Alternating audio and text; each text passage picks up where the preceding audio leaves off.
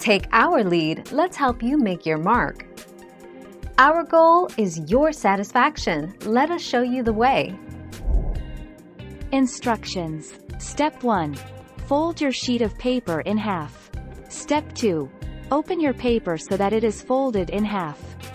Step 3.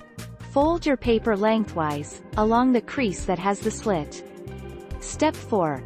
Now it's time for you to fill in your blank booklet and turn it into a zine. Step 5. And that's it.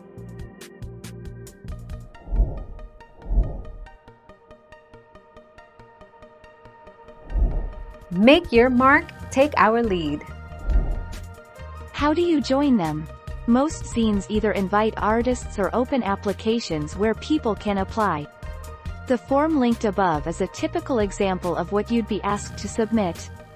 Most zines have artists of 20 to 30, though this can include up to 80 or more. 5 September 2017.